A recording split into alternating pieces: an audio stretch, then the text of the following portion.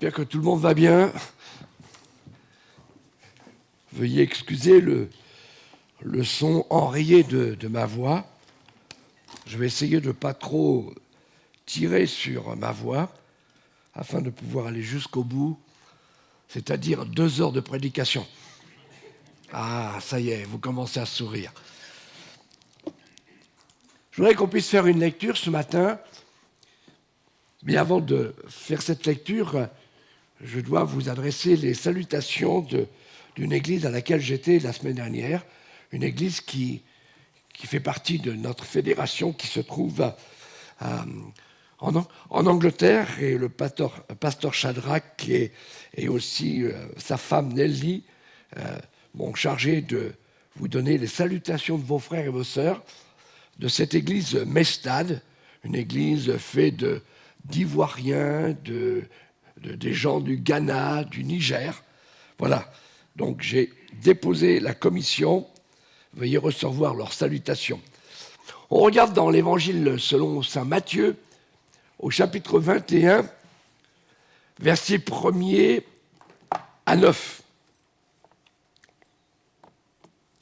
Il est dit ceci: en approchant de Jérusalem, Jésus et son équipe, ils arrivèrent près du village de Bethphagée, sur le mont des Oliviers. Et Jésus envoya 2 de ses disciples en leur disant: allez dans le village qui se trouve là devant vous. Et dès que vous y serez, vous trouverez une ânesse attachée et près d'elle son petit. Détachez-les et amenez-les-moi. Si quelqu'un vous fait l'observation, vous n'aurez qu'à lui dire: le Seigneur en a besoin. Je pense que le Saint-Esprit ce matin veut nous détacher parce qu'il a besoin de nous. Il a besoin de nous pour une spécificité particulière ce matin. On va le voir. Et on vous laissera les prendre immédiatement. Tout cela arriva pour que s'accomplisse la prédiction du prophète dite à la communauté de Sion: voici ton roi vient vers toi, plein de douceur, monté sur une ânesse, sur un ânon, le petit d'une bête de somme. Et les disciples partirent donc et suivirent les instructions de Jésus. Ils amenèrent l'ânesse et son petit et posèrent sur eux leur manteau. Et Jésus s'assit dessus. Une grande foule de gens étendirent leurs manteaux sur le chemin. D'autres coupèrent des branches aux arbres et en jonchèrent le chemin. Et c'est le verset 9 qui va attirer toute notre attention ce matin. Et toute la foule, de la tête à la fin du cortège, et toute la foule. Est-ce que je peux actualiser ce verset en disant: et toute l'assemblée à EVF, du début jusqu'au fond de la salle, et personne derrière notre sœur Nicole, c'est elle qui est juste au bout de la salle, et toute la foule dans l'assemblée, du début jusqu'à la fin, criait.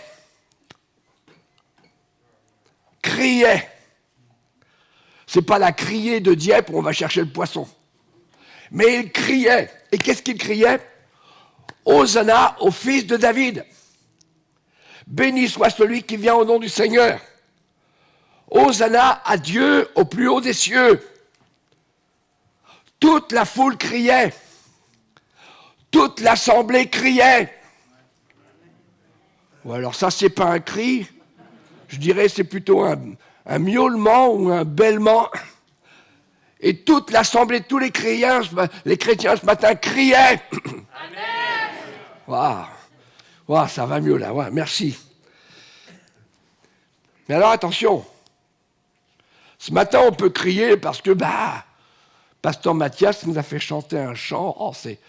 À un moment donné, quand j'ai entendu ce chant au début, sans les paroles, j'ai entendu la batterie, puis après j'ai entendu la basse, j'ai dit: ouais, ils sont en train de nous faire un slow. Moi, j'aime bien danser avec ma femme n'aime pas danser avec moi. Parce qu'à chaque fois que je danse avec elle, je marche sur les pieds. Mais au moins, elle sait que je suis là. Mais est-ce que vous voulez entrer dans la danse avec Jésus, une danse de joie, un cri de joie? Mais quelquefois, notre cri change. Regardez ce que l'évangile de Jean va nous dire. Jean au chapitre 19, versets 14 et 15. Là, on a vu en toile de fond la première période, première histoire, c'est les rameaux. Et là maintenant, c'est devant Pilate. C'était le vendredi de la semaine de la fête pascale. On va y arriver. Vers midi, Pilate dit aux Juifs, voici votre roi. Votre roi, peut-être entre parenthèses, que vous avez acclamé. Et ils se mirent à crier. Et quand il dit, à mort, crucifie-le. Et lui, il a dit, mais c'est votre roi. Est-ce que je dois le crucifier? Répondit Pilate. Et les chefs des prêtres répliquèrent, des gens religieux, de la tradition, nous n'avons pas d'autre roi que César. On est tous concernés par les temps qui courent. Nous ne pouvons ni fermer nos yeux ni nos oreilles devant ce qui se déroule sur la scène de notre société actuelle. Il n'y a pas de jour où la paix, la calmie semble revenir. Et je me demande si quelquefois les enfants de Dieu se rendent vraiment compte du temps que nous vivons. Nous sommes plus près du retour de notre roi que l'étaient les disciples de Jésus et la première Église. Tout est en train de passer à une vitesse supérieure. Nous allons de catastrophe en catastrophe, de calamité en calamité. La guerre est là, elle est à notre porte. La crise économique, vous la sentez au niveau de votre portefeuille. Rares sont les bonnes nouvelles. L'espoir d'un monde meilleur, malgré les efforts de nos dirigeants, semble irréel. Et face à toutes les promesses que nos candidats à la présidence ont faites, ce matin, je suis rentré à la mairie de là où je suis. Les visages étaient sombres, ils étaient tristes, ils étaient figés. Et moi, qui ai le soleil de justice en moi, je suis rentré. Bonjour tout le monde. D'un seul coup, ils ont ouvert les yeux. Ils ont dit, mais il vient de chez Mars? Non, je viens du ciel. Et puis, tout de suite, on m'a demandé, vous êtes là ce soir pour nous aider? Je lui ai dit, non, peut-être pas, ça dépend. Et puis, on commençait à parler. Bien sûr, j'ai voté, je ne vous dirai pas pour qui. Et puis, j'ai ramené les autres, parce qu'il fallait prendre tout. Je me suis dit, je ferais bien la farce de remettre ça dans les offrandes de dîmes pour voir ce que les frères vont dire. Mais non, je ne l'ai pas fait. J'ai toujours un petit peu envie de faire des blagues, spécialement pour notre trésorier.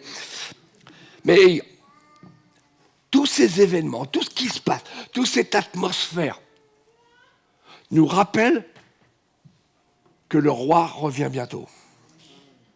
Mais le roi revient, pourquoi? Il vient chercher une église qui le glorifie.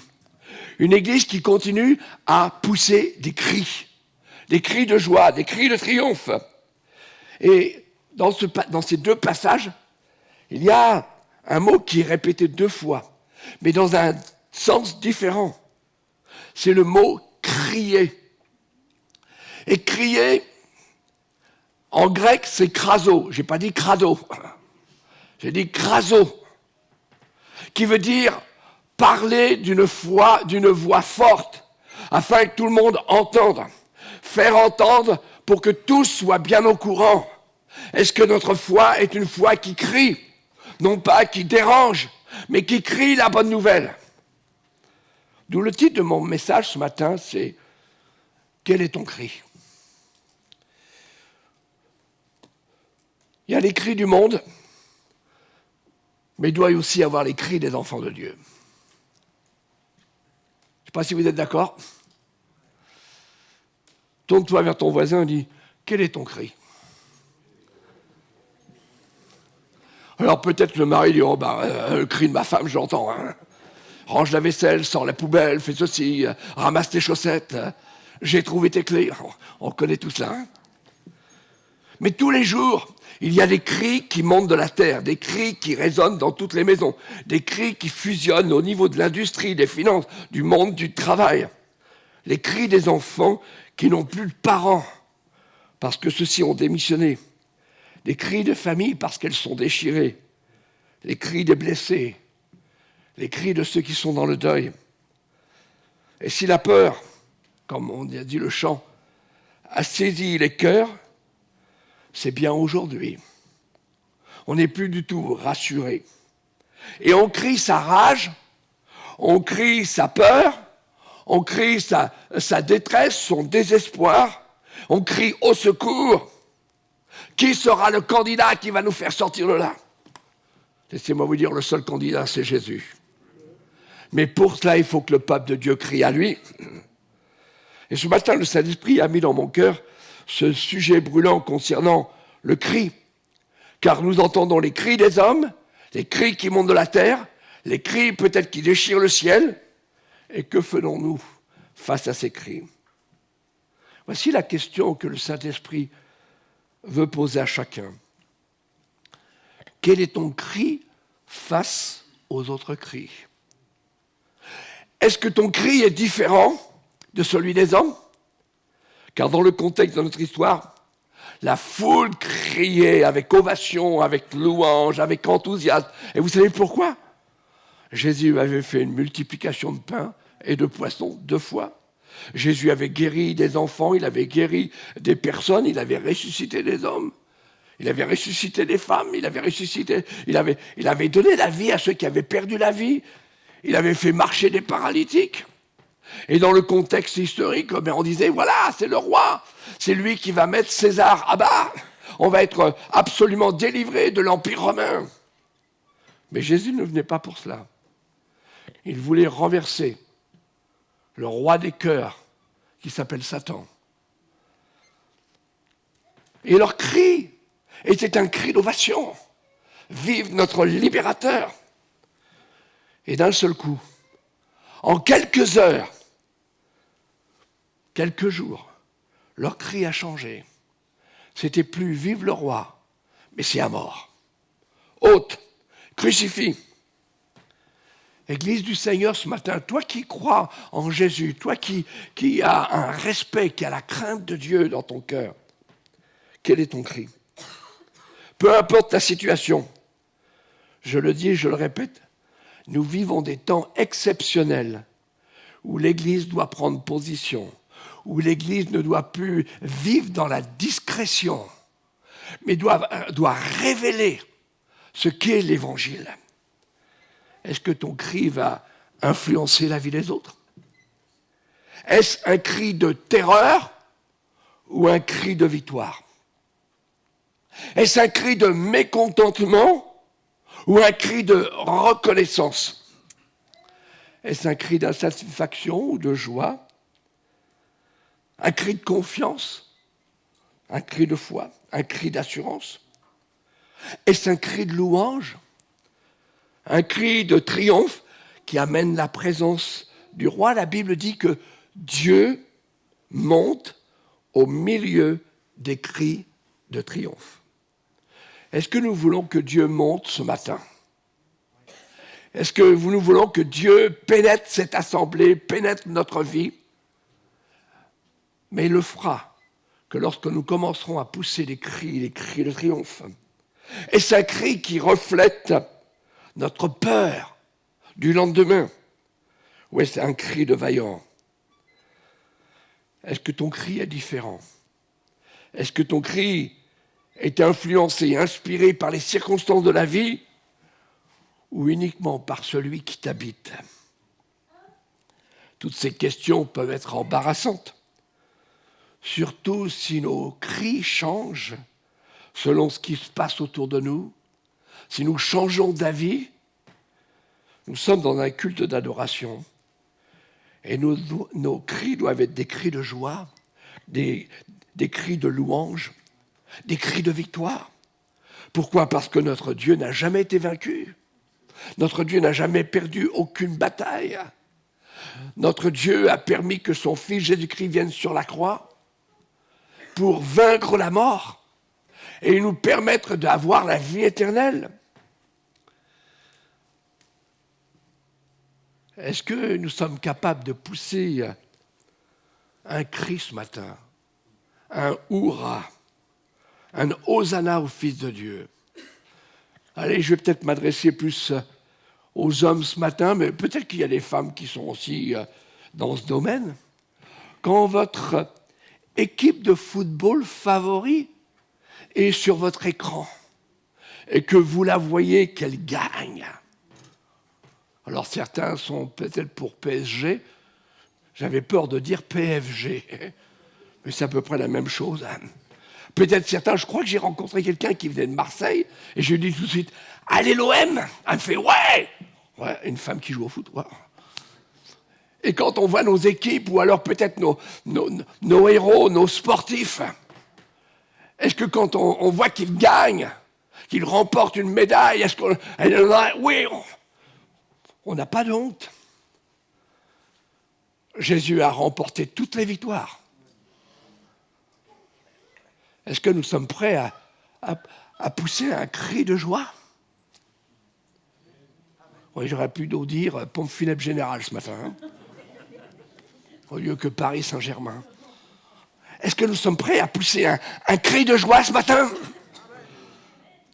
Alors bien sûr, la tradition, c'est « Amen, continue ton sermon ». Mais je vais le continuer. Et si on faisait un essai ce matin? J'ai bien aimé regarder les dernières médias sur nos 12 candidats. J'ai dit nos 12, ils ne nous appartiennent pas. Hein. Mais les 12 étaient là. Et à chaque fois qu'ils adressaient leur dernier discours, ils avaient du mal à le commencer, tellement que la foule, elle crie.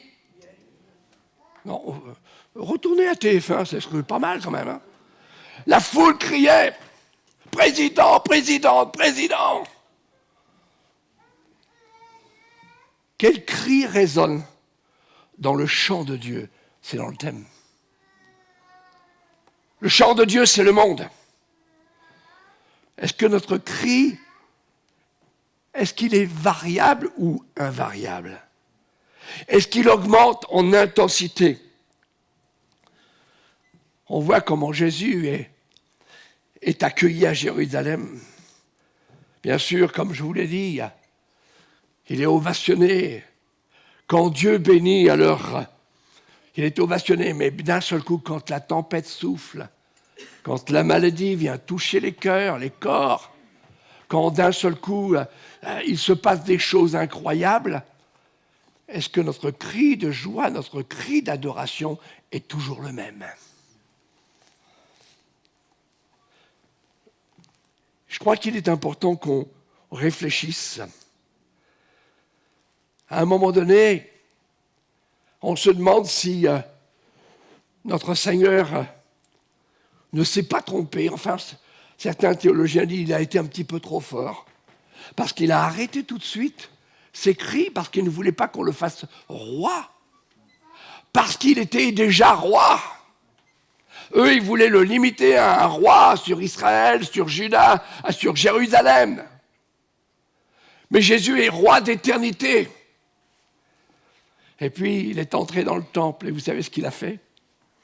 Il y avait des cris dans le temple. Il y avait des marchands dans le temple. Il entendait, je ne sais pas combien, 12 sertères, la tonne de carottes. Et puis, prenez ce cajot de pigeons, je vais les brader. Et d'un seul coup, le Seigneur a poussé un cri. Il dira, on appellera ma maison une maison de prière. Mais vous en faites une caverne de brigands. Je m'arrête un instant. Peut-être que vous êtes en train de dire, waouh, la parole de Dieu est un peu agressive, mais quelquefois, c'est bon qu'elle nous secoue. Je ne sais pas si vous aimez être secoué par la parole de Dieu, pas par le prédicateur. Et ce matin, je priais de bonheur avec mon fils. Je dis, Seigneur, c'est pas mon message qui doit parler, c'est pas ma voix enrouée qui doit leur parler, mais c'est ta voix et c'est ta parole. et sa parole, elle va nous secouer. Vous en avez fait une caverne de brigands. Louis II nous dira une caverne de voleurs. Et laissez-moi vous dire, j'ai fait cette transposition dans ma propre vie. Quand dans ma propre vie, parce que je suis aussi le temple du Saint-Esprit. La Bible nous dit, Paul dit que vous êtes le temple du Saint-Esprit, le Saint-Esprit demeure en vous.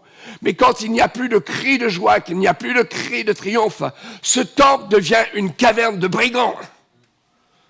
Est-ce que ce ne serait pas la même chose pour l'Église ? Quand nous cessons de l'adorer, parce qu'on a des différences d'opinion, on est découragé, on est insatisfait.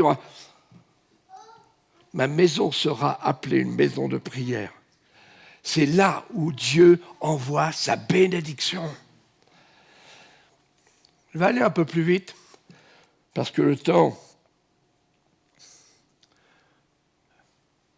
défile tellement vite, et on ne sait pas où nous serons demain. Peut-être certains vont dire, mais pasteur, n'allez pas trop loin. Mon cri n'est pas ôte, crucifix ou à mort. Mais quand tu laisses la parole de vie se taire en toi, tu offres la mort aux autres. Allô ? Quand tu laisses la parole de vie se taire en toi, quand ton cri n'est plus un cri de vie, un cri de triomphe, un cri de foi, un cri d'espérance, tu offres la mort aux autres. Et des millions vont aller en enfer. Lorsque tu ne prends pas position devant l'angoisse de ce monde et que tu ne cries pas ta joie, ta foi, ta confiance, alors tu permets encore aux autres d'ignorer ce Dieu d'amour. J'ai regardé différents cris dans la Bible. La Bible nous parle de différents cris. Et si vous prenez une concordance et que vous regardez au mot cri, vous trouverez toutes sortes de cris. Dans Exode 32, il y a les cris de guerre. Et puis après la victoire, il y a des cris de joie, d'allégresse, de triomphe. Il y a des cris d'adoration. Mais il y a aussi des cris de défaite. Il y a des cris de découragement. Il y a aussi des cris de repentance. Le brigand, repentant à la croix, a poussé un cri, « Seigneur, souviens-toi de moi, quand tu seras dans ton règne. » Il y a des cris de jugement de la part de Dieu. Il y a aussi des cris de méchanceté qui montent vers Dieu comme Sodome et Gomorrhe. Qu'est devenu notre cri ? Qu'est devenu ton cri ? Pierre avait dit à Jésus, « Personne ne t'abandonnera. À Dieu ne plaise. Ça ne t'arrivera pas. » Et devant l'instance d'une petite femme, il a eu tellement peur, ce criard, ce vantard, qu'il s'est tu, il a dit, « Non, non. » Il a bien dit, « Ôte, crucifix, je ne connais pas cet homme. » Vous vous rendez compte ? Un disciple de Jésus qui a chassé des démons, qui a guéri des malades, qui a ressuscité des morts. Vous vous rendez compte ? Je ne connais pas cet homme. Par 3 fois. Il a fait des imprécations. Ça veut dire qu'il a juré, alors que la Bible nous interdit de jurer, que ton oui soit oui, que ton non soit non. Peuple du Seigneur, ce matin, quel est ton cri ? Est-ce que c'est un cri qui a honte de Jésus ou un cri qui ne fait aucune différence avec les autres ? Quel est ton cri, enfant de Dieu, racheté du Seigneur ? Quel est ton cri, chante de l'Éternel, musicien ou choriste, serviteur, servante de l'Éternel ? La Bible dit ceci, si la trompette donne un son confus, comment pourra-t-on se préparer à la bataille ? Il y a tellement de cris de désespoir, d'épouvante, de panique, qu'il y a besoin de cris de foi qui montent de ce monde et dans ce monde. Si tu crois de tout ton cœur que Dieu a ressuscité Jésus d'entre les morts, et si tu le confesses de ta bouche, je crois que tu es le Christ, le Fils de Dieu, alors c'est le salut qui se trouve dans ta vie et c'est le salut que tu peux partager.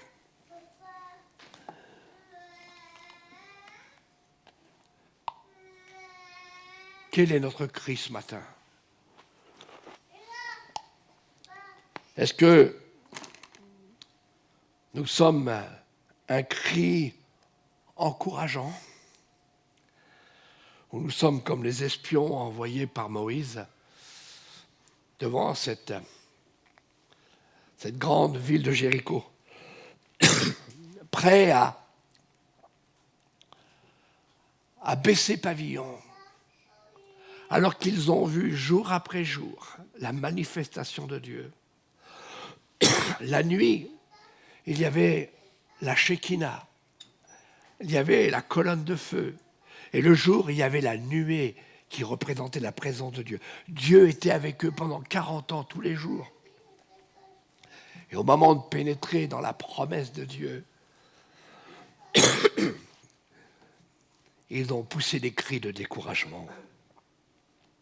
Et ceux qui ont poussé des cris de découragement ne sont jamais entrés dans le pays promis.